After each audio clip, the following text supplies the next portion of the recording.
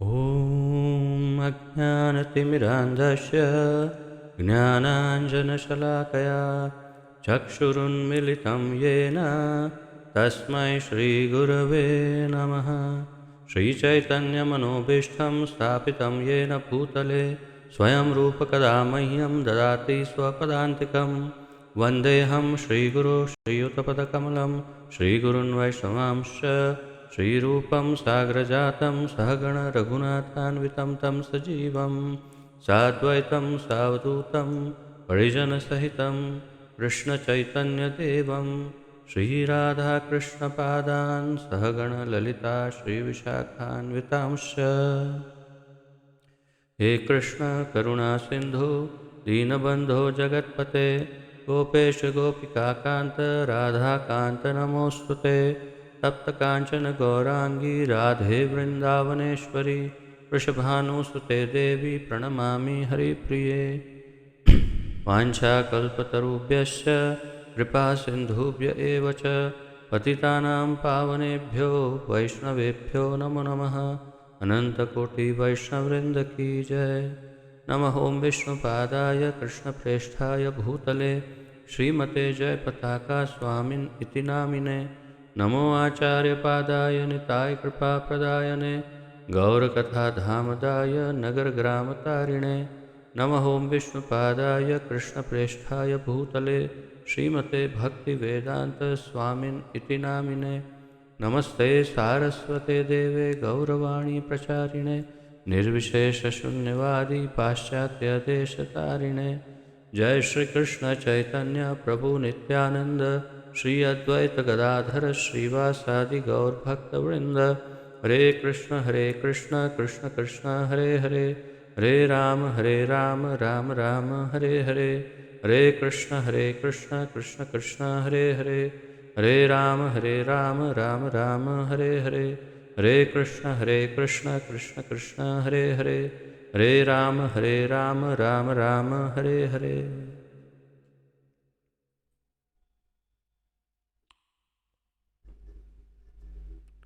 आप सबका स्वागत है आज के इस अत्यंत महत्वपूर्ण कार्यक्रम में, जिसके अंतर्गत हम सम्मिलित रूप से श्रीमद् भगवद गीता यथारूप का अध्ययन कर रहे हैं, जिसका आलेखन हमारे इस्कॉन के संस्थापक आचार्य श्री श्रीमद् अभय चरणारविंद भक्तिवेदांत स्वामी श्रील प्रभुपाद जी ने किया है। श्रील प्रभुपाद की। तो 8वें अध्याय में हम 17 श्लोकों तक का अध्ययन कर चुके हैं। कल 17वां श्लोक जो ब्रह्मा जी की आयु के ऊपर भगवान हमें जो जानकारी प्रदान कर रहे हैं, वहाँ तक हमने कल अध्ययन किया था। 18वें श्लोक से आज अध्ययन आगे बढ़ाएंगे। तो एक पुनरावर्तन के साथ 15, 16, 17 इन श्लोकों का पुनरावर्तन करते हैं और फिर आगे बढ़ते हैं 18वें श्लोक से।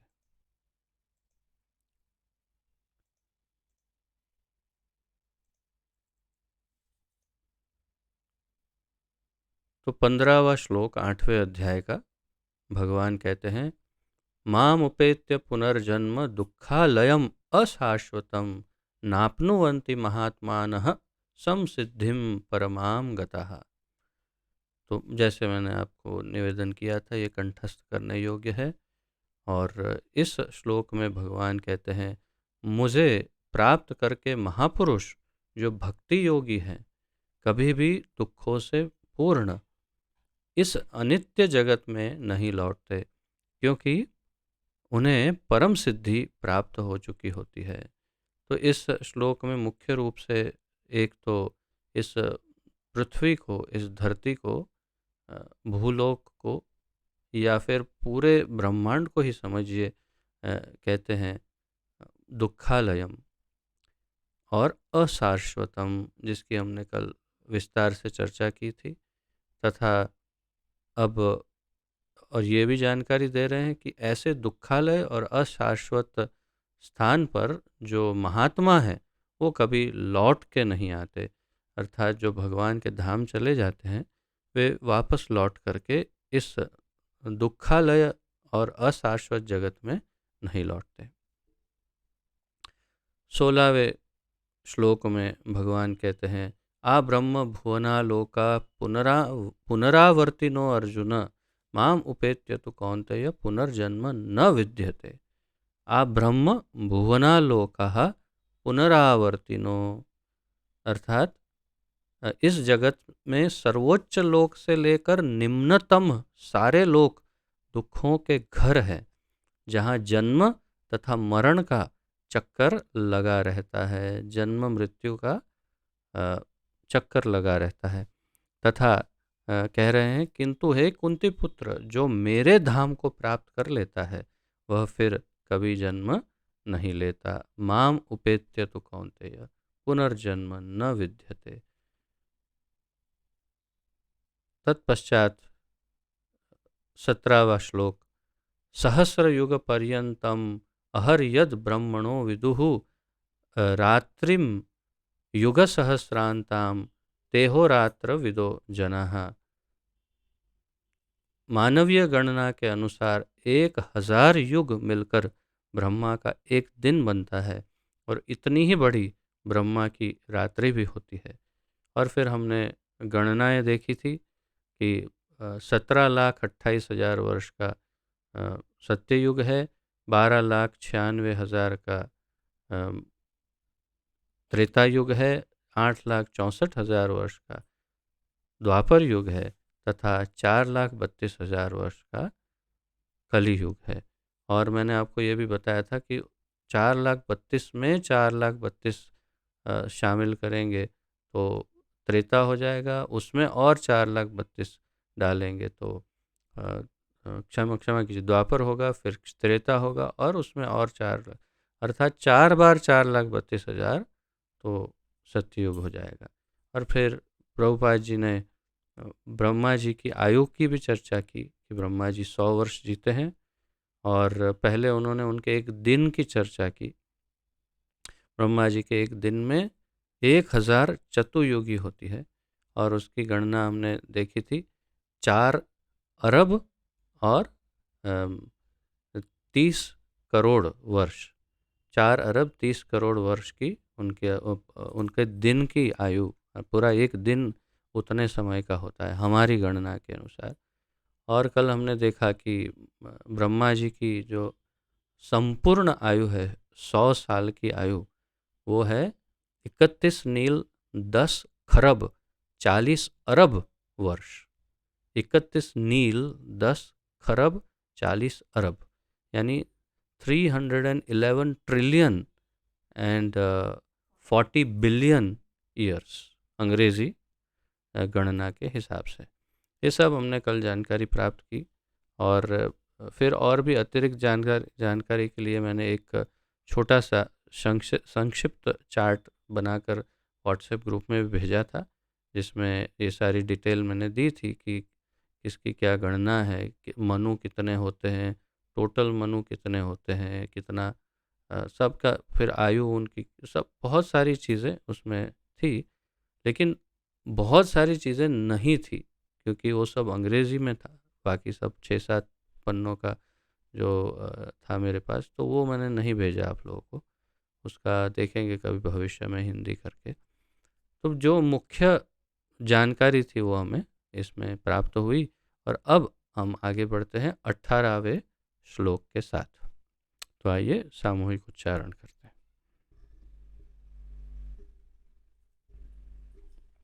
हरे कृष्ण।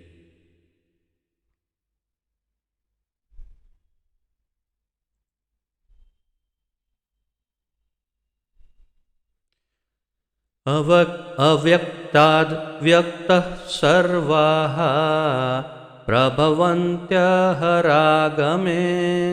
रात्र्यागमे प्रलीयन्ते तत्रैवाव्यक्तसंज्ञके। अव्यक्ताद् व्यक्तयः सर्वाः प्रभवन्त्यहरागमे रात्र्यागमे प्रलीयन्ते तत्रैवाव्यक्तसंज्ञके।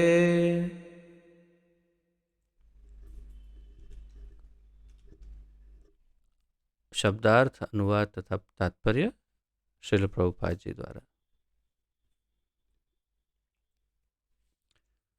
अव्यक्तात्, अव्यक्त से व्यक्तयः जीव सर्वाः सारे प्रभवन्ति प्रकट होते हैं। अह, अहह आगे, आगमे, अहह आगमे अर्थात दिन होने पर।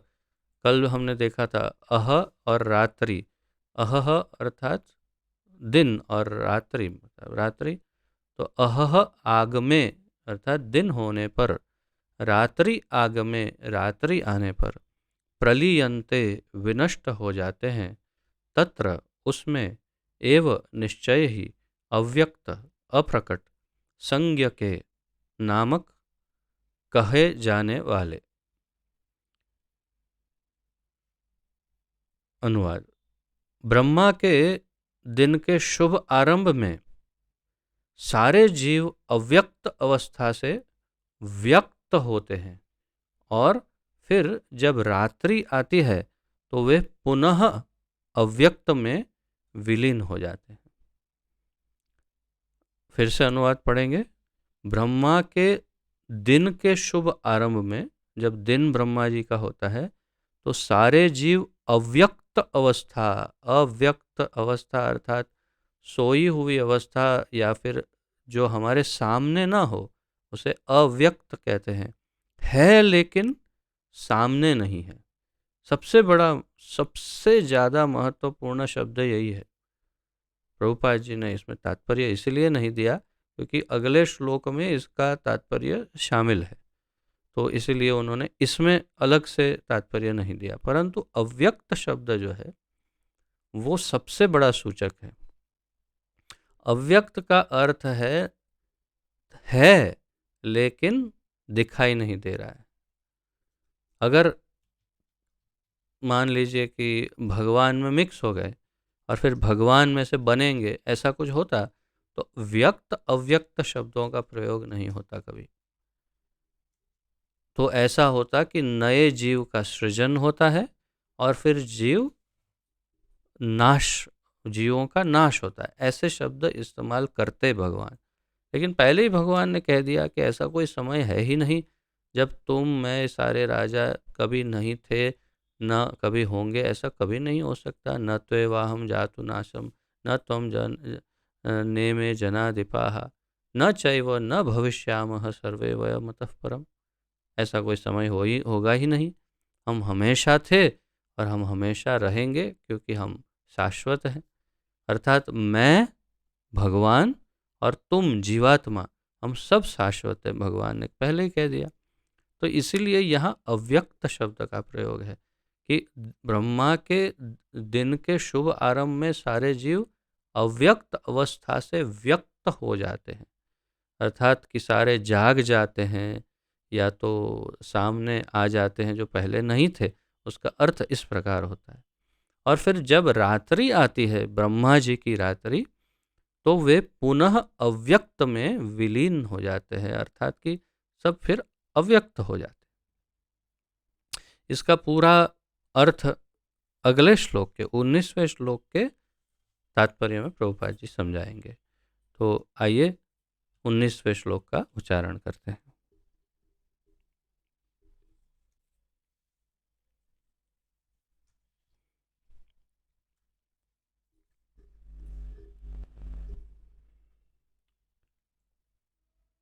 भूतग्रामः स एवायं भूत्वा भूत्वा प्रलीयते रात्र्यागमे वशः पार्थ प्रभवत्यहरागमे।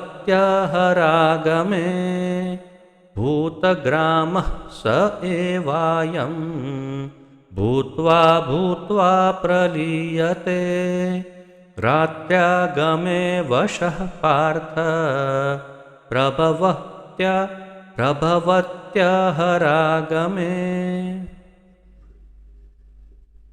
भूतग्रामः समस्त जीवों का समूह, सह वही, एव निश्चय ही, अयम यह भूत्वा भूत्वा बारंबार जन्म लेकर प्रलीयते विनष्ट हो जाता है। ये बहुत महत्वपूर्ण कड़ी है। प्रभुपाद जी ने अपने वक्तव्यों में, किताबों में, लेक्चर्स, लेटर्स, सभी जगह पर इसका काफ़ी प्रयोग किया है प्रभुपाद जी ने। भूत्वा भूत्वा प्रलीयते, अर्थात बारंबार जन्म लेकर और विनष्ट हो जाते हैं। जन्म लेते हैं, विनष्ट होते हैं, जन्म लेते हैं, विनष्ट होते हैं। रात्रि के आगमे आने पर अवशः स्वतः पार्थ हे पृथापुत्र प्रभवती प्रकट होते हैं। अह अहह दिन आगमे आने पर। अनुवाद: जब जब ब्रह्मा का दिन आता है तो सारे जीव प्रकट होते हैं, और ब्रह्मा की रात्रि होते ही वे असहायवत विलीन हो जाते हैं। जब जब ब्रह्मा का दिन आता है तो सारे जीव प्रकट होते हैं, और ब्रह्मा की रात्रि होते ही वे असहायवत विलीन हो जाते हैं। अब देखिए, पूर्व श्लोक के साथ इसका अनुसंधान देखेंगे तो ब्रह्मा जी का दिन आता है तो सारे जीव प्रकट होते हैं, बात एक ही है, वही बात कर रहे हैं भगवान।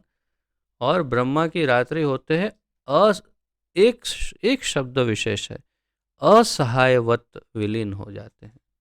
अर्थात जीवात्मा की अपनी मर्जी कोई नहीं है, कोई नहीं, शून्य। हम सब जीवात्माओं की अपनी स्वयं की कोई मर्जी नहीं, कोई इच्छा नहीं। क्यों? हम जीवात्मा हैं, हम परम आत्मा नहीं हैं, हम भगवान नहीं हैं, हम ईश्वर, परमेश्वर, महेश्वर नहीं हैं। हम केवल तुच्छ, तुच्छाति तुच्छ, अत्यंत तुच्छ जीवात्मा है। एक एक कल्पना करिए, एक विचार करिए, इस पर मनोमंथन करिए, आत्मचिंतन करिए कि ब्रह्मा जी की आयु 31 नील, 10 खरब और 40 अरब वर्ष की है, और वो भगवान की, महाविष्णु की केवल एक सांस के बराबर है। जब महाविष्णु एक सांस लेते हैं, लेते भी नहीं, छोड़ते हैं, जब सांस छोड़ते हैं तब ब्रह्मा जी प्रकट होते हैं, और सांस ले लेते हैं, ब्रह्मा जी फिनिश हो जाते हैं। उतने तुच्छ, वास्तव में उतने तुच्छ ब्रह्मा जी हैं, और हम क्या हैं, हमारी क्या गणना है। आप कल्पना तो कीजिए कि हमारी तो कोई गणना ही नहीं है। और ये तो ब्रह्मा जी एक नहीं, भगवान महाविष्णु के, जो जो कृष्ण के विस्तार हैं, जो स्वयं कृष्ण तो नहीं है महाविष्णु, कारणो दक्षाय विष्णु, कारणार्णव दक्षाय विष्णु, जो कारण समुद्र में सोए हुए महाविष्णु जो है, उनके शरीर के एक एक रोमकूप, यानी जैसे बाल है, तो बाल के एक एक छिद्र में से, एक एक शरीर के एक एक छिद्र में से एक एक ब्रह्मांड उत्पन्न होता है। और सांस अंदर लेते हैं तो एक एक ब्रह्मांड फिर वापस अंदर चला जाता है। आप अपने शरीर में छिद्र गिनिए, उतने ब्रह्मांड प्रकट होते हैं, और हर एक ब्रह्मांड में एक ब्रह्मा उत्पन्न होते हैं, और वे ब्रह्मा इतना जीते हैं। तब फिर जीवात्मा कितने हैं? क्योंकि एक एक ब्रह्मांड के अंदर 14 भुवन हैं। पृथ्वी है, ऊपर 6 स्वर्ग है, अर्थात उच्च उच्च लोक हैं 6 अलग अलग, और नीचे 7 प्रकार के पाताल जैसे प्रकार के निम्न लोक हैं। तो ये सारे 14 लोक जो हैं, वो 14 लोक के अंदर टोटल कितने जीवात्मा एक एक ब्रह्मांड के अंदर हैं। और इतने ब्रह्मांडों में, इतने जीवात्माओं में आपकी और मेरी क्या गणना है, क्या स्थिति है। सोचा है कभी? और फिर भी हम मुझे तो मैं तो ये हूँ, मुझे हाँ हाँ हाँ, मैं करते बैग बकरी जैसे हम लोग हमेशा मैं करते रहते हैं। तो यही दशा है हमारी, दुर्दशा, अत्यंत करुण दशा है हमारी, बुद्धिहीन, कि जो ब्रह्मा जी तुच्छ हैं तो फिर हम क्या है। हम श्रीमद् भागवत के 10वें स्कंध में जो ब्रह्म विमोहन लीला है उसमें यही बात है। ब्रह्म विमोहन लीला का सार ही यही है। ब्रह्मा जी को अपनी तुच्छता समझ में आती है और भगवान से निवेदन करते हैं, कहते हैं कि मैं इतना तुच्छ हूँ, नगण्य हूँ कि मैं क्या बताऊँ, मेरी कोई गणना ही नहीं है।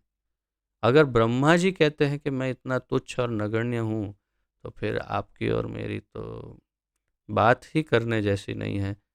तो फिर हम किस बात का इतना अ, अहंकार लेकर के घूमते रहते हैं। हमें समझ लेना चाहिए कि हम अत्यंत तुच्छ दशा में हैं, जिसकी कोई गणना नहीं। तो यहाँ पर असहायवत विलीन हो जाते हैं शब्द का प्रयोग किया, अर्थात हम अपने आप कुछ तय नहीं कर सकते, डिसाइड नहीं कर सकते, हम निश्चित कुछ नहीं कर सकते। भगवान ने कहा चलो विलीन होने का टाइम हो गया, सब लोग अंदर आ जाएंगे, चलो उठो जल्दी जल्दी। तो ब्रह्मा जी के उठते ही सब जीव उठ जाएंगे। बस यही प्रक्रिया है। तात्पर्य, अल्पज्ञानी पुरुष जो इस भौतिक जगत में बने रहना चाहते हैं, उच्चतर लोकों को प्राप्त कर सकते हैं, किंतु उन्हें पुनः इस धरातल पर आना होता है। तो अल्पज्ञानी जो लोग हैं, तो ये बिल्कुल वैसी बात है कि ऐसी दो तीन कहावतें हैं। एक तो हिंदी में एक कहावत है, बंदर क्या जाने अदरक का स्वाद। मतलब बंदर को आप पूछो कि बेटा बंदर, थोड़ा सा बताओ अदरक कैसा टेस्ट आता है। बंदर बंदर क्या बताएगा आपको कि कैसा स्वाद आता है। उसको क्या मालूम क्या अदरक होता है और अदरक का स्वाद कैसा होता है। वैसे ही एक मधुमक्खी एक ये क्या बोलते हैं, मधु मधु बॉटल के अंदर रखा हुआ है। बॉटल का ढक्कन बंद है, बिल्कुल कांच की बॉटल है, और मक्खी जो है उसकी बॉटल के ऊपर चिपक जाती है और फिर स्वाद लेने का प्रयास करती है। आप उसको पूछो कि भाई ये मधु कैसा है, अरे बहुत बढ़िया है, बहुत बढ़िया है। अभी तो ढक्कन खुला ही नहीं, मधु चखा ही नहीं, तो कैसे पता चल रहा है कि ये क्या है। तो वो समझता है कि हाँ बहुत अच्छा है, यही बहुत अच्छा है, जो है वो ही बहुत अच्छा है। वैसे ही बंदर को लगता है ये जो जीवन मेरा है वही सबसे श्रेष्ठ है। किसी भी को पूछो आप, कुत्ते को, बिल्ली को, गधे को, सूअर को, सुकर, उसको पूछो। जब वो इंद्र की कथा है जैसे, वैसे ही बिल्कुल, कि इंद्र को श्राप लगा एक बार और उनको शुकर बनना पड़ा, और यहाँ धरती पर एक किसी गंदे नाले में शुकर बन गए। और फिर शुकर तो बड़ा होता है, उसका धीरे धीरे फैमिली होता है, तो उनका भी फैमिली हो गया, उनकी भी पत्नी हो गई, बच्चे हो गए, सब हो गया। और आप तो जानते हो शुकर क्या आहार क्या होता है। ज़्यादातर ऐसा कहते हैं प्रायः विष्ठा खाता है वो, मल। तो बस वो खा रहा था और घूम रहा था। तो ब्रह्मा जी ने देखा, अरे ये क्या है, इसका तो दुर्दशा हो गई है, अब इसका समय हो गया है, उसको बुला लेना चाहिए।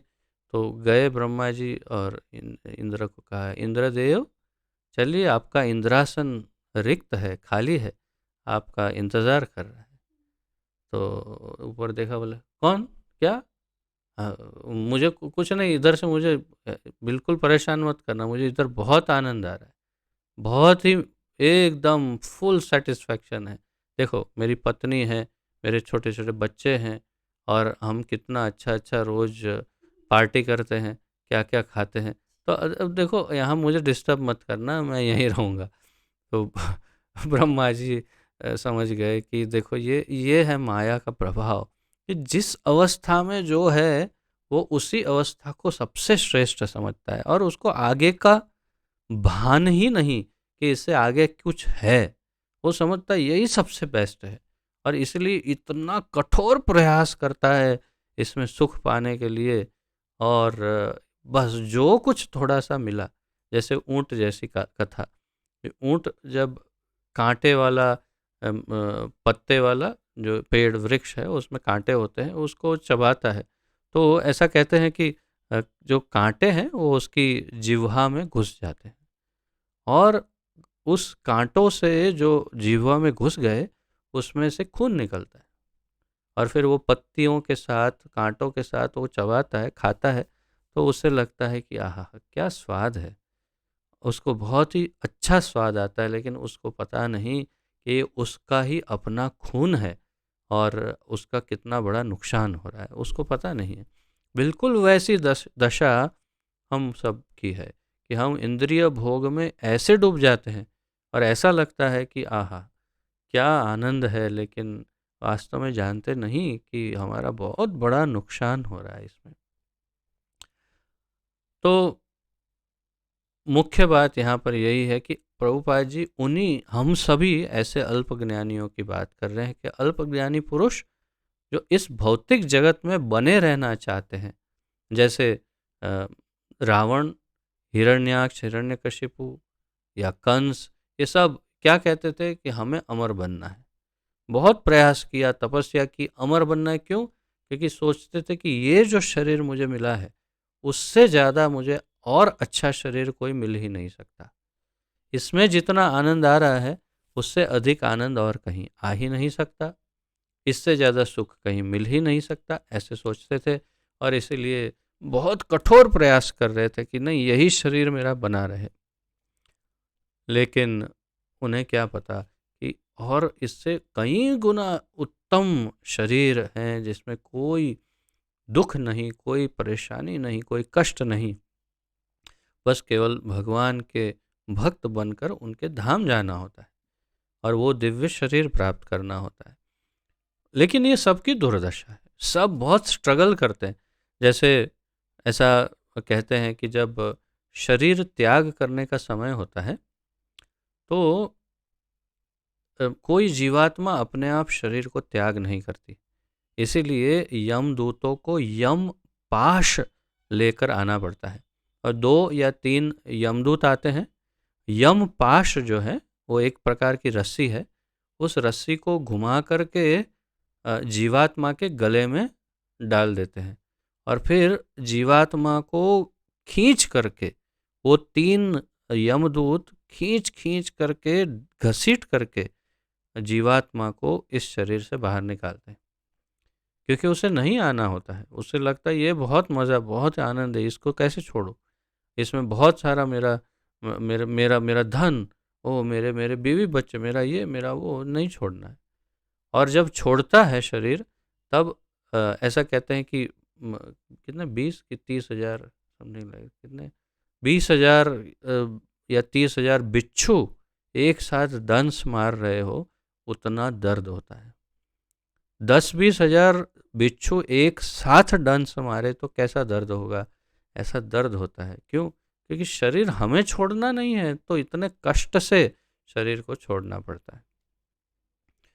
तात्पर्य यही है, अल्पज्ञानी पुरुष जो इस भौतिक जगत में बने रहना चाहते हैं, उच्चतर लोकों को प्राप्त कर सकते हैं, उच्चतर लोक प्राप्त कर सकते हैं, किंतु उन्हें पुनः इसी धरातल पर आना होता है।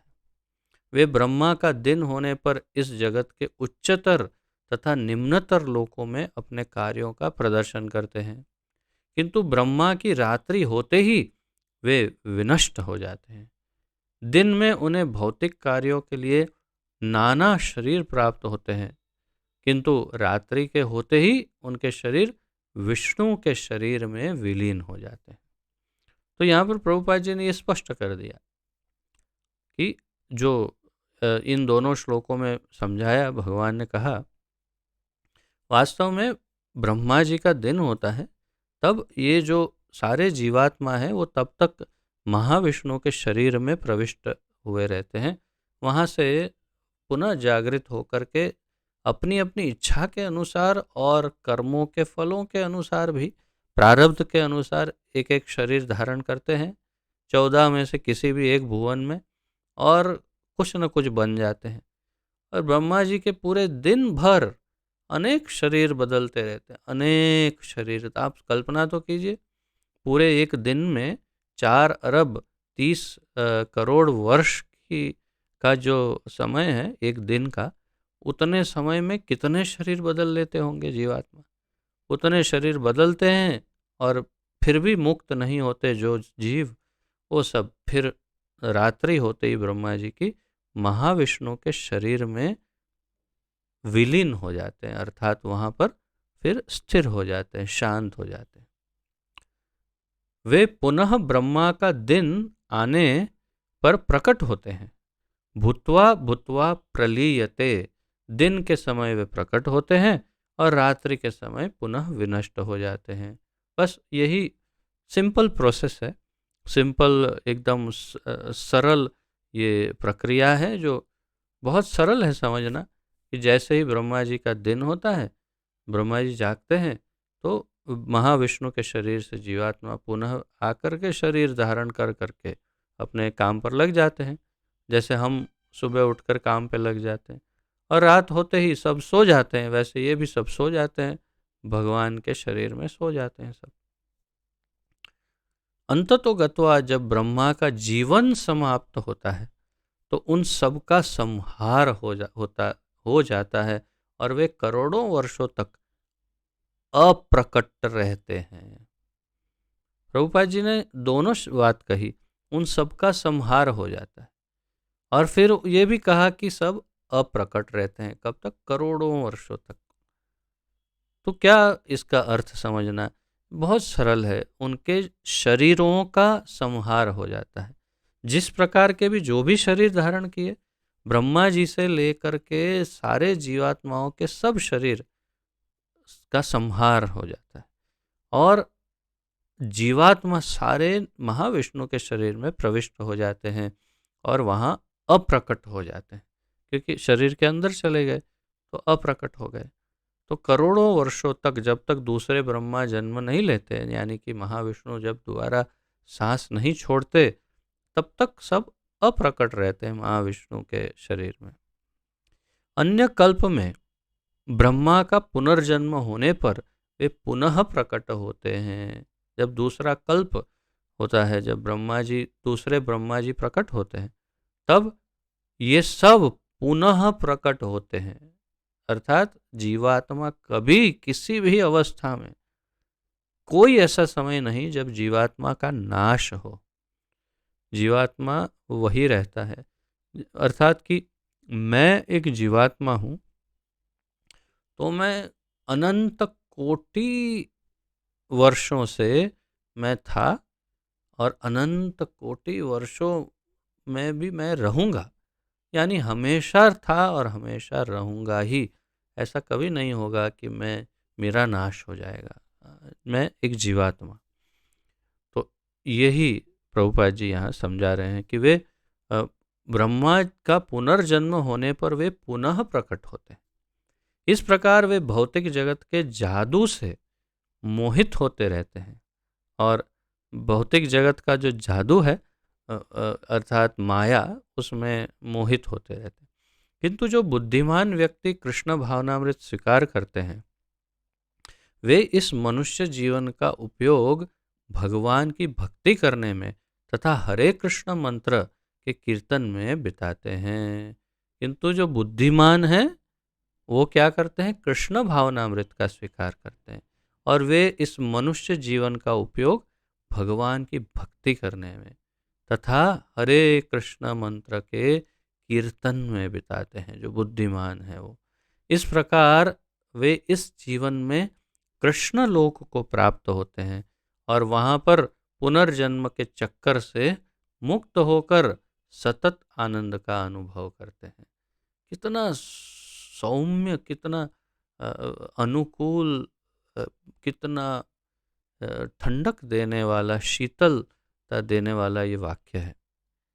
और इस प्रकार संकीर्तन करके भगवान के भक्त बन के इस जीवन में कृष्ण लोक को प्राप्त होते हैं और वहाँ पुनर्जन्म के चक्कर से मुक्त होकर सतत आनंद का अनुभव करते हैं। सबसे महत्वपूर्ण तो यही है ना भाई, आपको चाहिए क्या? आनंद ही चाहिए ना। तो सतत आनंद चाहिए, सतत निरंतर सतत आनंद चाहिए, तो गोलोक धाम में ही मिलेगा या भगवान के धाम में ही मिलेगा। और उसके लिए भगवान का शुद्ध भक्त बनकर उनकी सेवा में लगना पड़ेगा, और विशेष रूप से नाम संकीर्तन और नाम जप करना पड़ेगा। तभी तो हम जीवन मुक्त होकर उनके धाम जा सकते हैं, अन्यथा संभव नहीं है। तो यहाँ पर बहुत महत्वपूर्ण बात, सबसे बल्कि प्रखर, सबसे मुख्य, सबसे महत्वपूर्ण बात यही अंतिम दो वाक्यों में प्रभुपाद जी ने की, कि अगर हम वास्तव में मुक्त होना चाहते हैं और सतत आनंद का अ, आस्वादन लेना चाहते हैं, तो हमें भगवान का शुद्ध भक्त बन के संकीर्तन कर कर इसी जीवन में हम कृष्ण लोक को प्राप्त कर सकते हैं। इसी जीवन में, ये भी बहुत महत्वपूर्ण है कि हम इसी जीवन में वापस जा सकते हैं। अच्छा, कभी कोई सोच सकता है कि ऐसा मान लो कि ये ब्रह्मांड है, इस ब्रह्मांड में अ, हर हर एक प्रकार के जितने भी लोक हैं, सभी लोगों का अगर उसमें सोचे कि वो कृष्ण भक्त हैं, तो ब्रह्मा जी की पूरी आयु भर में एक ब्रह्मांड के अंदर से कितने जीवात्मा होंगे जो भगवान के धाम जाते होंगे। तो ऐसा अगर अंदाज़ा लगा ले कि मान लो कि कम से कम 1-1 करोड़ जीवात्मा हो, मान लो 1-1 करोड़, ऐसा एक अंदाज़ा लगाते हैं कि 1 करोड़ जीवात्मा इस ब्रह्मांड में ब्रह्मा जी की पूरी आयु में मुक्त हो गए, भगवान के धाम गए वापस, मानो। क्योंकि खरबों खरबों जीवात्माएं हैं एक एक ब्रह्मांड में, इसमें से हम केवल 1 करोड़ ले रहे हैं। और ऐसे मान लो 1 करोड़ ब्रह्मांड है, 1 करोड़ ब्रह्मांड में से 1-1 करोड़ हमने जीवात्माएं ली, तो 1 करोड़ मल्टीप्लाइड बाय 1 करोड़ इतने। अब क्या भगवान के गोलोक धाम में इतनी जगह है? अरे भाई, वो लोग, हो सकता है वो 2 BHK या 3 BHK जैसा उनका घर हो, कि 2-3 रूम है, 1-2 बाथरूम है, तो फिर कैसे इतने लोगों को समाहित करेंगे? ऐसा सोच सकते हैं कोई? तो इसके लिए मेरे पास दो बात है आपको बोलने के लिए। एक तो मैंने हमारे श्री श्रीमद् भक्ति पुरुषोत्तम स्वामी महाराज द्वारा लिखित एक ग्रंथ राधा रानी, वो पढ़ रहा था। उसमें लिखा था उन्होंने कि राधा रानी जब अपने रथ पर सवार होकर के एक जगह से दूसरी जगह जाती है, तो उनके साथ में उनके रथ पर 64 करोड़ उनकी सेविकाएं साथ में जाती है, गोपियाँ या उनके मित्र या सखियाँ, सेविकाएं, जो भी। तो 64 करोड़ गोपियों को एक ही रथ में बिठा करके राधा रानी जाती है गोलोक धाम में। तो आप बाकी का अंदाज़ा लगाइए कि रथ कितना बड़ा और कितने वहाँ पर जीव होंगे। दूसरी बात, मैंने, अब मुझे स्मरण नहीं, लेकिन निश्चित रूप से कहीं पर मैंने पढ़ा है, या तो प्रभुपाद जी के द्वारा लिखित या किसी वरिष्ठ, बहुत ही वरिष्ठ भक्त द्वारा, सन्यासी द्वारा शायद उक्त ये बात है कि गोलोक धाम जो है, उसका हमने शायद पढ़ा था उसमें, मेरे ख्याल से ब्रह्म संहिता या किसी ग्रंथ में कहीं तो पढ़ा है हम लोगों ने, कि जहाँ पर, अब मेरी स्मृति थोड़ी कमज़ोर है इसलिए याद नहीं, तो उसमें लिखा था कि गोलोक धाम की साइज़ जो है वो इस सारे ब्रह्मांडों को एक कर दो और सारे वैकुंठों को एक कर दो, उस सबसे 10 गुना ज़्यादा बड़ा गोलोक धाम है। अर्थात कि गोलोक धाम इतना बड़ा है कि जिसकी कल्पना करना असंभव है, असंभव, प्रश्न ही नहीं है, हम कल्पना ही नहीं कर सकते। सारे वैकुंठ और सारे ब्रह्मांड मिलाकर जितना होता है उससे 10 गुना बड़ा। इसलिए जगह की और साइज की चिंता करने की ज़रूरत नहीं। लेकिन आप सोचेंगे इतने बड़े गोलोक में एक ही कृष्ण, वो कैसे फिर कब मिलेगा? वो करोड़ों अब्बजों साल के बाद में एक एक बार मिलना होता होगा उसका, लेकिन कृष्ण ऐसे शक्तिशाली हैं कि वो प्रतिक्षण आपके साथ गोलोक में रह सकते हैं या आप उनके साथ रह सकते हैं। तो यही सार है कि हम इसी जन्म में कीर्तन करें और भगवान के धाम जाएं तो सतत आनंद में रह सकते हैं और फिर वापस नहीं आना पड़ेगा। माम उपेत्य तु कौन्तेय पुनर्जन्म न विद्यते, जो मेरे पास आ गया उसका दोबारा जन्म नहीं होता। तो आइए 20वें श्लोक का अध्ययन करते हैं।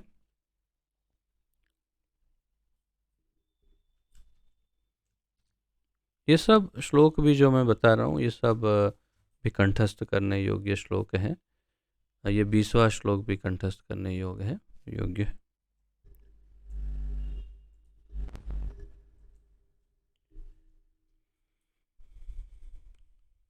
परस्तस्मात्तु भावोऽन्यो व्यक्तो व्यक्तात् सनातनः यः स सर्वेषु भूतेषु नश्यत्सु न विनश्यति। परस्तस्मात्तु भावोऽन्यो व्यक्तो व्यक्तात् सनातनः यः स सर्वेषु भूतेषु नश्यत्सु न विनश्यति। भावोन्यो अव्यक्तो व्यक्तात्, ऐसा आएगा उच्चारण में, अव्यक्तो, परंतु मैं एक साथ पढ़ रहा था इसलिए व्यक्तो उच्चारित कर रहा था, वो भी ठीक है। भावोन्यो व्यक्तो व्यक्तात् इसे बोल सकते हैं, लेकिन जब संधि विग्रह करेंगे तो भावः अन्यो अव्यक्तो अव्यक्तात् सनातनः, इस प्रकार होगा। शब्दार्थ: परः परम, तस्मात् उस, तू लेकिन, भावः प्रकृति, अन्यः दूसरी, अव्यक्तः अव्यक्त, अव्यक्तात् अव्यक्त से, सनातनः शाश्वत शाश्वत, यह सह वह जो, सर्वेषु समस्त, भूतेषु जीवों के, नश्यत्सु नाश होने पर, न कभी नहीं, विनश्यति विनष्ट होती है। अनुवाद: इसके अतिरिक्त एक अन्य अव्यक्त प्रकृति है जो शाश्वत है और इस व्यक्त तथा अव्यक्त पदार्थ से परे है। अब यहाँ पर भगवान एक अन्य परा प्रकृति की बात कर रहे हैं। तो हम देखेंगे, पहले भी हमें माया के बारे में बता चुके हैं, प्रकृति के बारे में बता चुके हैं, हमारे बारे में बता चुके हैं कि हम जीवात्मा कौन है, कैसी शक्ति है, और अब इन सब के ऊपर एक और शक्ति की बात कर रहे हैं जो परा है। तो इसके अतिरिक्त एक अन्य अव्यक्त प्रकृति है, जो प्रकृति है लेकिन अव्यक्त है, प्रकृति है लेकिन अव्यक्त है, जो शाश्वत है, मतलब कभी बदलती नहीं, कभी नाश नहीं होता जिसका, और इस व्यक्त तथा अव्यक्त पदार्थ से परे है।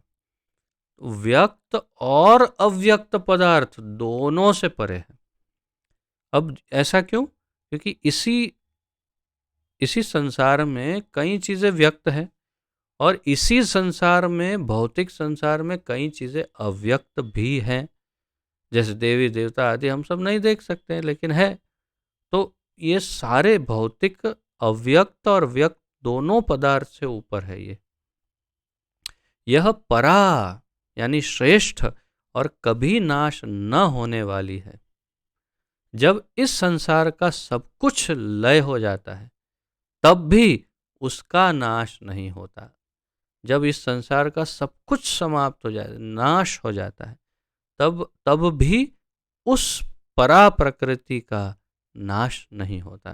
तो इसमें आप विशेष रूप से ये नोट कर सकते हैं कि एक अन्य प्रकृति है, भगवान कह रहे हैं, जो शाश्वत है और इस व्यक्त तथा अव्यक्त पदार्थ से परे है, और ये कभी नाश नहीं होने वाली ऐसी है, और सारे संसार का सब कुछ नाश होने पर भी उसका नाश नहीं होता। ये पूरा समझा रहे हैं इस प्रकार 3-4 पॉइंट्स देकर। तात्पर्य: कृष्ण की पराशक्ति दिव्य और शाश्वत है। यह उस भौतिक प्रकृति के समस्त परिवर्तनों से परे है जो ब्रह्मा के दिन के समय व्यक्त और रात्रि के समय विनष्ट होती रहती है।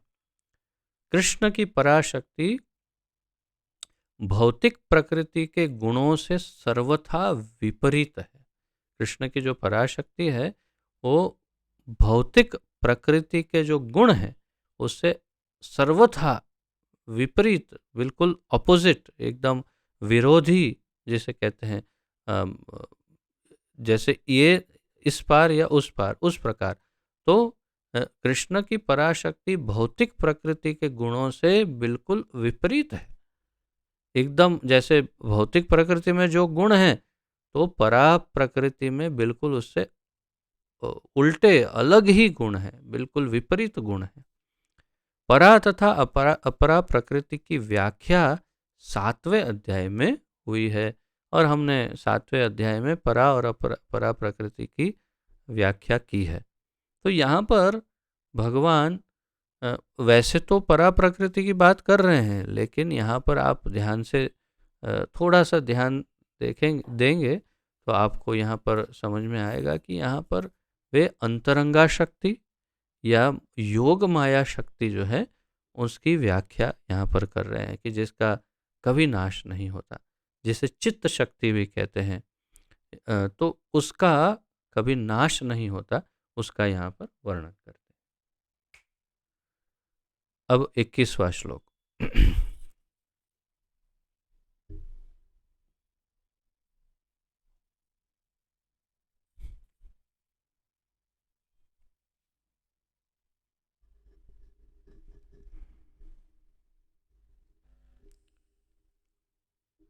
अव्यक्तोऽक्षर इति युक्तस्तस्माहुः परमां गतिं यं प्राप्य न निवर्तन्ते तद्धाम परमं मम।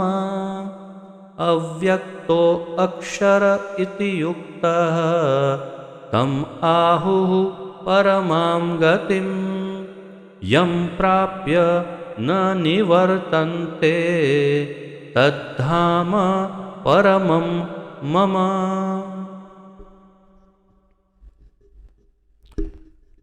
मैं कल ही आपसे निवेदन कर रहा था कि कई बार भगवत गीता भगवान ने अपने धाम के विषय में कहा कि जो मेरे धाम में आ जाता है वो कभी वापस नहीं जाता।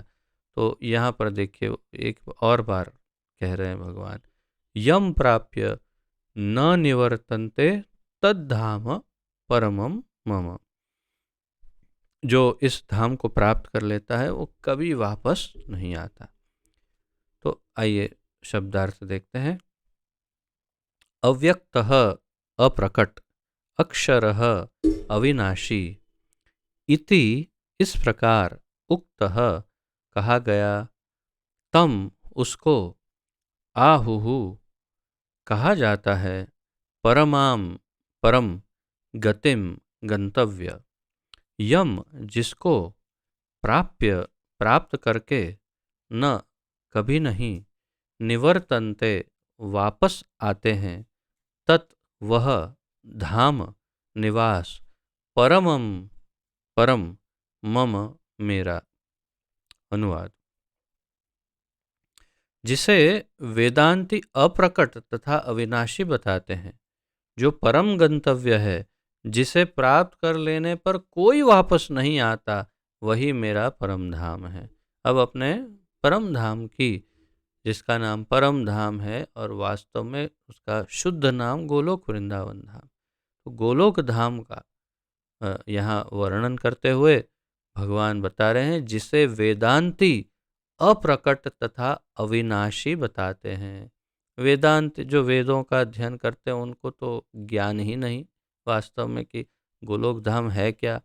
तो वो जानते हैं कुछ ऐसा कोई धाम हो सकता है कि जो भगवान का धाम है, जिसे वैकुंठ कहते हैं वास्तव में। तो जिसे वेदांती कहते हैं ये अप्रकट है, कभी कभी सामने दिखाई नहीं देता, तथा अविनाशी है। इतना जानते हैं कि इसका कभी नाश नहीं होता।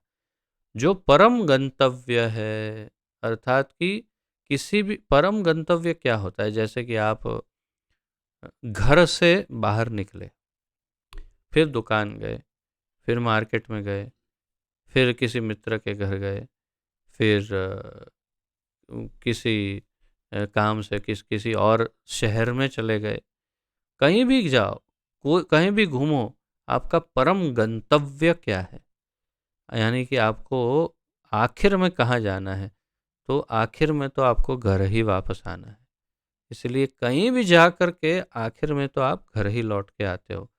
तो वो आपका परम गंतव्य है। तो हमारा परम गंतव्य क्या है?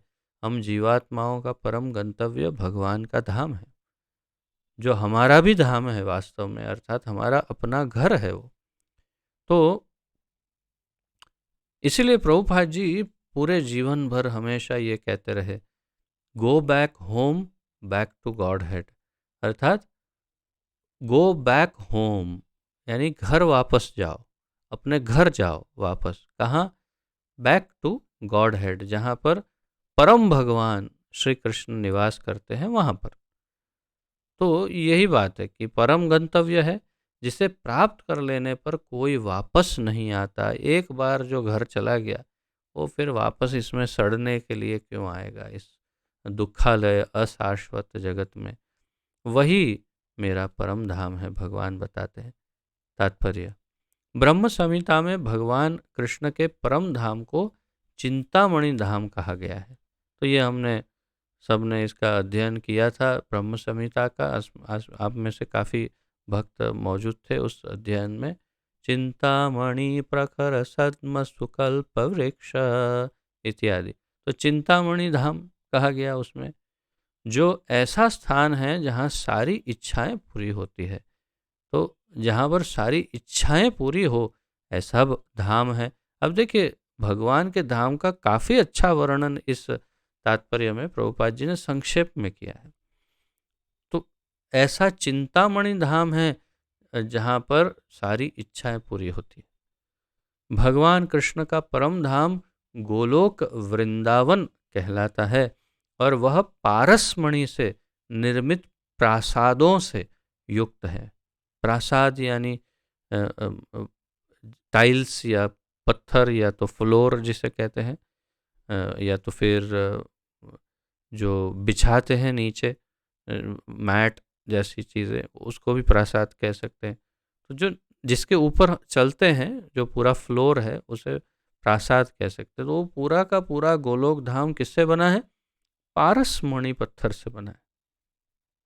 वहाँ पर वृक्ष भी है जिन्हें कल्पतरु कहा जाता है, जो इच्छा होने पर किसी भी तरह का खाद्य पदार्थ प्रदान करने वाले हैं। तो सारे वृक्ष वहाँ पर कल्पतरु है, इसके नीचे जा कर के आप कहो जो कुछ भी इच्छा है, जो मांगना, जालमुड़ी जालमुड़ी, तो जालमुड़ी ला के दे देगा आपको।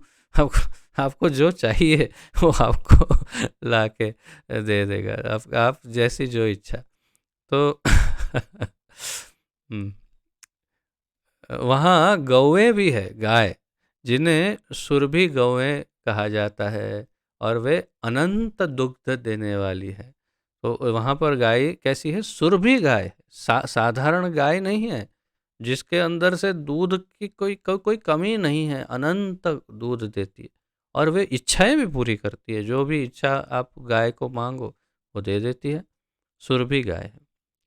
इस धाम में भगवान की सेवा के लिए लाखों लक्ष्मियां हैं। लक्ष्मी सहस्त्र शत संभ्रम सेव्यमानम, लाखों लक्ष्मियां भगवान की सेविकाएं वहाँ। वास्तव में श्रील सिद्धांत सरस्वती ठाकुर टिप्पणी में लिखते हैं, मेरे ख्याल से जहाँ तक मुझे स्मरण है, कि वास्तव में ये गोपियाँ ही हैं जिसे ब्रह्मा जी ने लक्ष्मियाँ कहा। तो वो वास्तव में जिसे हम गोपियाँ कहेंगे, तो कई गोपियाँ हैं वहाँ पर।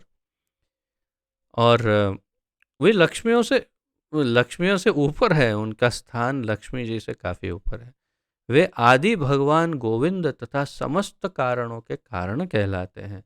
उन्हें अ, आदि भगवान गोविंद, आप जानते हैं, अ,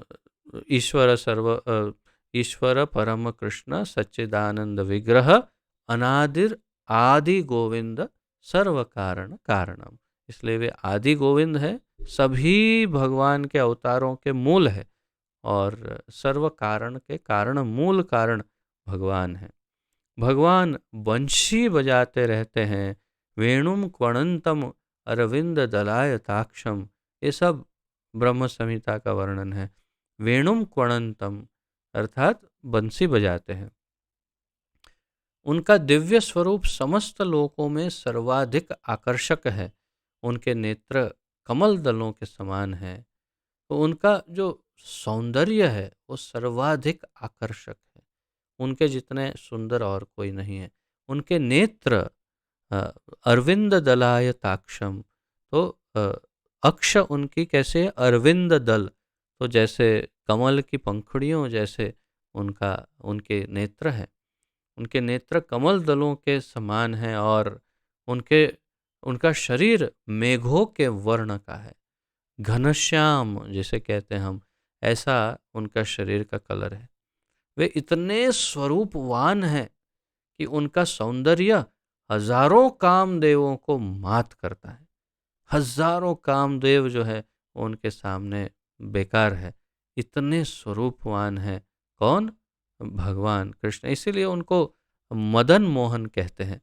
मदन मोहन अर्थात मदन का अर्थ है कामदेव, और मोहन का अर्थ है जो कामदेव को भी मोह ले। जो कामदेव जिनको देख करके बेहोश हो जाते हैं, उसे कहते हैं। आप सब उसको स्मरण होगा, अभी जो हम वृंदावन परिक्रमा में मैंने आपको वो स्थान दिखाया था कि मदन टेर, जहाँ पर मदन हो गए ढेर, अर्थात कि जहाँ पर मदन मोहन जहाँ मदन कामदेव आए भगवान के सामने, और भगवान को देखकर उनका सौंदर्य देख करके सहन नहीं कर पाए और बेहोश हो गए। तो इसीलिए उनका एक नाम है भगवान का, मदन मोहन। लेकिन याद रहे, एक और है मदन मोहन मोहिनी, अर्थात कि जो भगवान को मोह ले, और हो सकता है भगवान भी बेहोश हो जाते हो राधा रानी को देखकर, तो वो है राधा रानी। तो अब यहाँ पर भगवान का वर्णन और आगे बढ़ाते हुए प्रभुपाद जी कहते हैं, हजारों कामदेवों से भी अधिक सुंदर हैं। वे पीत वस्त्र धारण करते हैं, पीले वस्त्र, अ, पीताम्बर जिसे हम कहते हैं, वो धारण करते हैं। उनके गले में माला रहती है, और केशों में मोर पंख लगाते हैं। बरहा वसंतम, अ, तो अ, यहाँ पर बरहा पीड़म नटवर वपु, बरहा पीड़म नटवर वपु कर्णयोर कर्णिकारम। तो ये सब भागवत में है। ये श्लोक बहुत ही अत्यंत प्रचलित श्लोक है, जिसको सुनकर सुखदेव गोस्वामी भक्त बन गए। तो ये वर्णन यहाँ पर प्रभुपाद जी दे रहे हैं कि मोरपंख लगाते हैं। भगवत गीता में भगवान कृष्ण अपने निजी धाम गोलोक वृंदावन का संकेत मात्र करते हैं, जो आध्यात्मिक जगत में सर्वश्रेष्ठ लोक है। बस क्यों? क्योंकि ब्रह्म संहिता पढ़ो। मैं इस वीडियो में फिर यूट्यूब में इसकी लिंक भी रख दूंगा। ब्रह्म संहिता का जो हमारा पूरा सेशन है, वो पूरी ब्रह्म संहिता के अंदर ब्रह्मा जी ने स्वयं जो अपनी आँखों से देखा भगवान का धाम, उसका पूर्ण वर्णन किया है ब्रह्मा जी ने। और उससे पता चलता है कि परम भगवान कौन है, कहाँ रहते हैं, कैसे दिखते हैं, क्या खाते हैं, क्या पहनते हैं, उनके साथ कौन है, क्या एक्टिविटीज़, क्या कार्य करते हैं, वो सब वर्णन ब्रह्म संहिता में ब्रह्मा जी ने दिया है। और उसका एक संक्षेप परिचय यहाँ प्रभुपाद जी ने दिया, क्योंकि भगवान ने तो इतना भी परिचय भगवत गीता में नहीं दिया। उन्होंने अपने घर के बारे में कुछ अधिक नहीं बताया, बस इतना बताया, एक बार वहाँ आ गए वापस इस धरती पर नहीं आना पड़ेगा। केवल उतना ही बताया, इससे अधिक और कुछ नहीं बताया भगवान ने। तो इसीलिए प्रभुपाद जी जो है हमें फिर भी थोड़ा सा अधिक यहाँ जानकारी दे करके फिर आगे बढ़ते हैं और कहते हैं अ, इसका विशद वृत्तांत ब्रह्म संहिता में मिलता है। वैदिक ग्रंथ कठ उपनिषद 1.3.11 1.3.11 बताता है कि भगवान का धाम सर्वश्रेष्ठ है और यही परम धाम है। पुरुषान्न परम किंचत सा काष्ठा परमा गति ही। एक बार वहां पहुंचकर फिर से भौतिक संसार में वापस नहीं आना होता। कृष्ण का परम धाम तथा स्वयं कृष्ण अभिन्न है। ये एक और महत्वपूर्ण जानकारी है।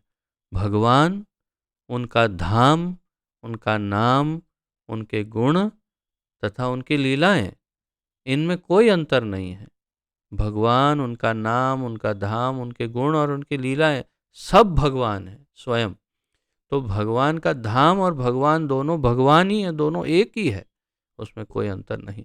इसलिए कृष्ण का परम धाम तथा स्वयं कृष्ण अभिन्न है, दोनों एक है, क्योंकि वे दोनों एक से गुण वाले हैं। आध्यात्मिक आकाश में स्थित इस गोलोक वृंदावन की प्रतिकृति वृंदावन इस पृथ्वी पर दिल्ली से 90 मील दक्षिण पूर्व स्थित है, जहाँ पर अत्यंत या परम सौभाग्य से अभी मैं बैठा हूँ, वही श्री वृंदावन धाम है। तो ये श्री वृंदावन धाम गोलोक वृंदावन की प्रतिकृति है। प्रतिकृति, प्रतिकृति का अर्थ क्या है? डुप्लीकेट नहीं है, डुप्लीकेट नहीं है। प्रतिकृति अर्थात बिल्कुल उसके जैसा बनाया हुआ दूसरा है। अर्थात आप समझने के लिए ऐसा समझ सकते हैं डुप्लीकेट, लेकिन डुप्लीकेट का एक अर्थ यह है कि ओरिजिनल नहीं है, सही नहीं है, वास्तविक नहीं है। लेकिन ये प्रतिकृति है, लेकिन वास्तविक धाम ही है। ये भी, ये वृंदावन धाम केवल उसका एक, प्रभुपाद जी कई बार कहते हैं कि ये एक्सटेंशन है, अर्थात कि उसी का एक भाग है। और ये छोटा सा यहाँ पर वृंदावन के रूप में स्थित है।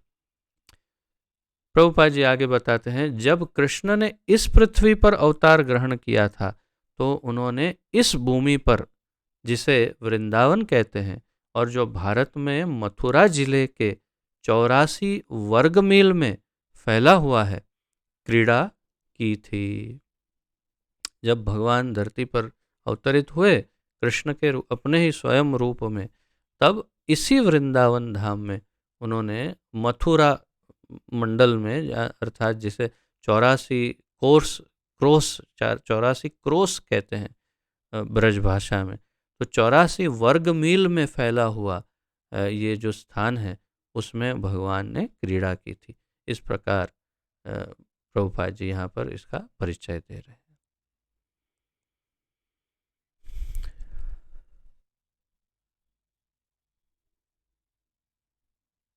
और मेरे ख्याल से आज फिर यहीं पर विराम लेते हैं, क्योंकि काफ़ी, और आज हमने काफ़ी श्लोक उसका अध्ययन किया। तो ये 22वां श्लोक जो है उसमें फिर आप देखिए भगवान के और भी उनके विषय में जानकारी प्राप्त हो रही है। तो यहाँ तक आज लेते हैं। 22वें श्लोक से कल पुनः फिर अध्ययन आगे बढ़ाएंगे। तो किसी का यदि इन श्लोकों के उपलक्ष्य में कोई प्रश्न आदि हो, तो जिज्ञासा आदि हो, तो प्रस्तुत कर सकते हैं, अन्यथा फिर विराम लेंगे।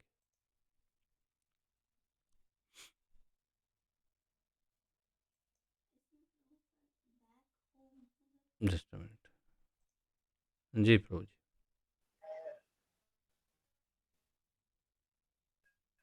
हरे कृष्ण प्रभु जी, धन्यवाद जी प्रभु जी। जैसे हम जो महाप्रलय जब होता है तब सारे जीव, जब महाप्रलय ब्रह्मा जी का आयु पूरा हो जाता है तो उस समय पूरा जो जीव है वो महाविष्णु के शरीर में प्रवेश करते हैं। तो फिर अभी जो बताया प्रभुपाद जी ने, तो उसमें भी ऐसा बताया कि जब आंशिक प्रलय होता है दिन मतलब ब्रह्मा जी का जब 12 घंटा पूरा हो जाता है, तो उस समय भी जीव महाविष्णु के स्वरूप में आ जाते हैं, वो कैसे? नहीं नहीं, शायद मैंने जो समझाया उसमें मैंने शायद महाविष्णु कहा होगा, परंतु आप देखिए प्रभुपाद जी ने विष्णु लिखा है, अर्थात कि ऐसा हम देखिए, क्योंकि स्पष्ट तो नहीं कहा, लेकिन ऐसा मान सकते हैं कि गर्भोदक्षाई विष्णु के शरीर में विलीन होते होंगे सारे जीव, ऐसा हम मान सकते हैं। या फिर कारणोदक्षाई विष्णु के शरीर में जाते हो, कहीं भी जाते हो। ब्रह्मा जी जब सो जाते हैं तब जीवात्मा सारे विलीन हो जाते हैं, और वो भी विष्णु के ही शरीर में होते हैं, ये एकदम निश्चित है। तो चाहे किसी तीन में से किसी भी विष्णु के शरीर में जाते हो, क्षीरोदक्षाई, गर्भोदक्षाई या कारणोदक्षाई, लेकिन उन्होंने ये स्पष्ट नहीं कहा, केवल इतना कहा प्रभुपाद जी ने कि विष्णु के शरीर में विलीन हो जाते हैं, ऐसा उन्होंने लिखा है जहाँ तक हम पढ़ते हैं उसमें तात्पर्य। तो अर्थात हो सकता है गर्भोदक्षाई विष्णु के शरीर में भी विलीन होते हो उस समय, क्योंकि ब्रह्मांड तो नष्ट नहीं हुआ, तो उतने समय गर्भोदक्षाई विष्णु के शरीर में, और फिर जब ब्रह्मांड का नाश हो जाए तब साथ साथ में सब कुछ तो फिर महाविष्णु के शरीर में जा रहा है, तो फिर वो वहाँ पर तो क्या, उसमें अंतर का कोई मतलब ही नहीं, सब कुछ तो उन्हीं के शरीर में प्रवेश हो रहा है।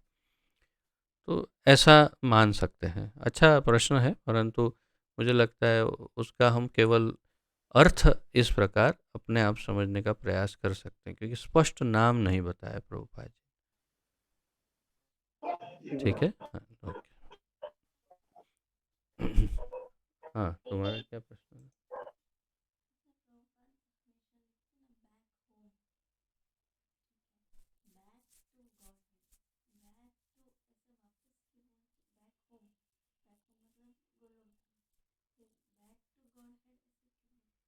बैक होम,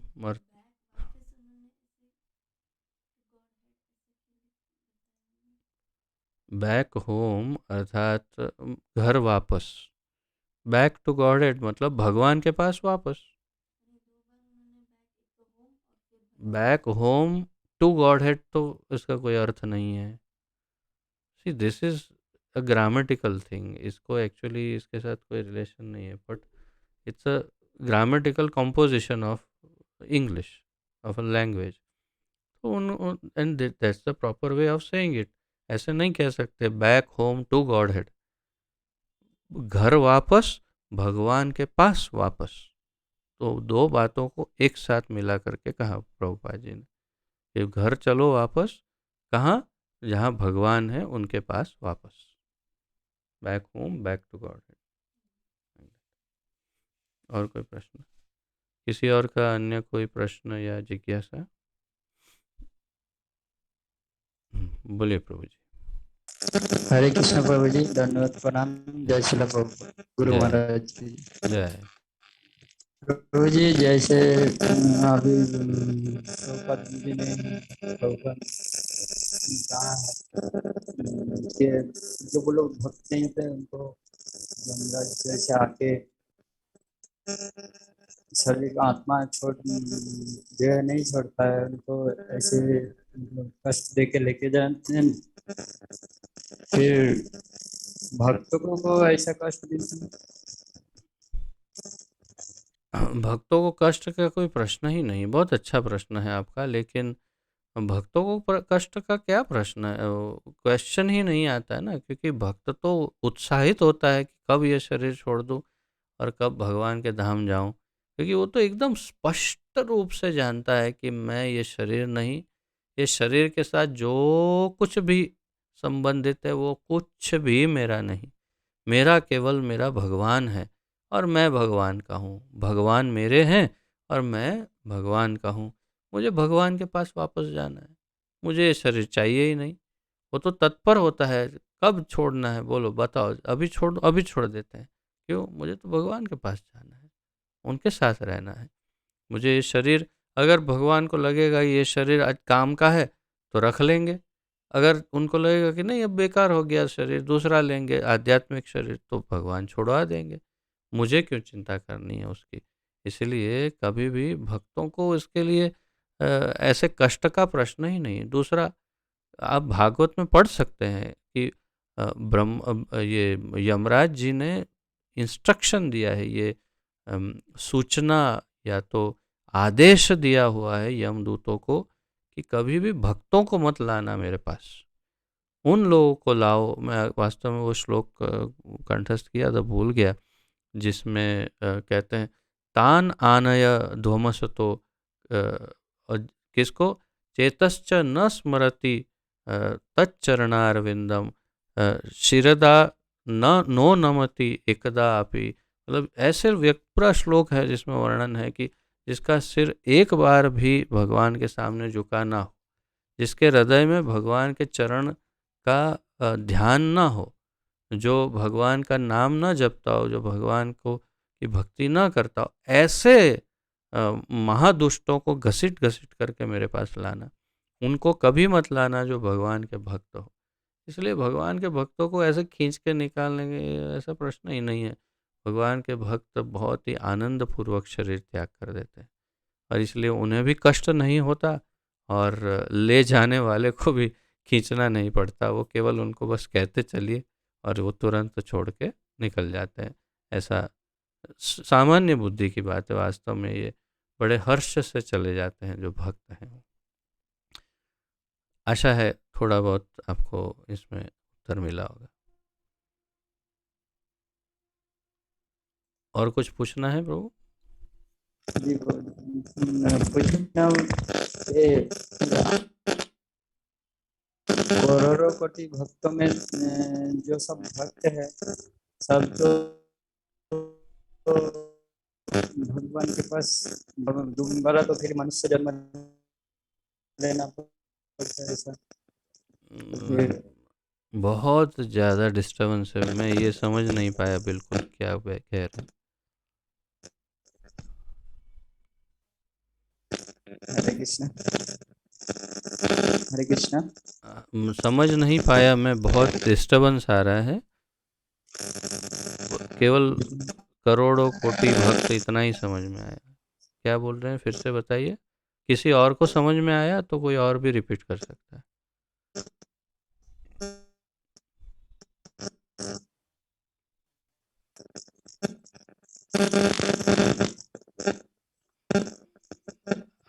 बोलिए, दोबारा बोलिए।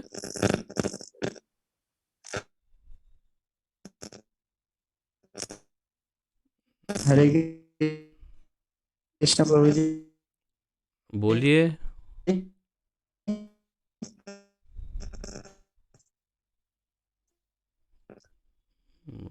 डिस्टर्बेंस, क्षमा करिए, आपके वहाँ पर इंटरनेट बहुत ही कमज़ोर है और इसलिए मुझे सुनाई नहीं दे रहा है आप जो कह रहे हो।